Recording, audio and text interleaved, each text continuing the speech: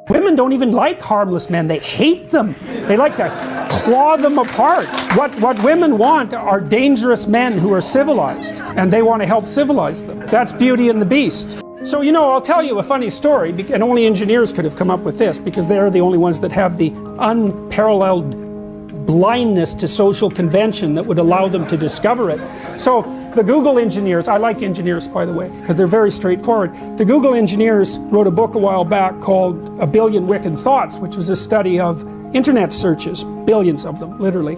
And they were looking a lot at pornography use. And well, there's lots known about male pornography use, partly, and it's easy to understand. I mean, males are pretty visually oriented, and what attracts them to pornography is fairly straightforward.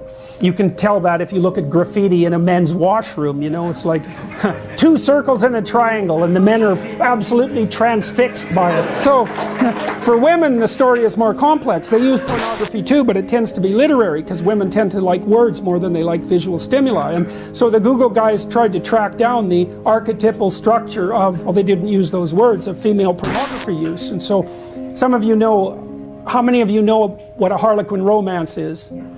Okay, good. So those are archetypal stories, right? That's the taming of the wild man, essentially, by the desirable and virginal woman. And if you think women don't want that, then you better bloody well come up with an explanation for 50 Shades of Grey, right? Which is the most rapid-selling novel in human history, and emerged at exactly the same time that all of this noise about the absence of gender roles is being produced, you know, en masse. It's like perfect female fantasy. It's exactly archetypally correct. It's Beauty and the Beast.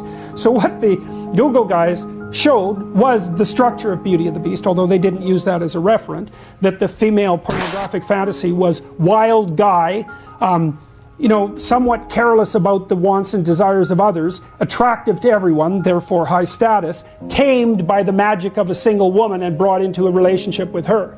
Okay, so, but here's the comical part. This just made me laugh, man. It was like, what were the 5 categories of most desirable male entity used most broadly in female pornography? Oh, it's so embarrassing. Women, you have to cover your head while I say this. Vampire, werewolf, billionaire, surgeon, and pirate.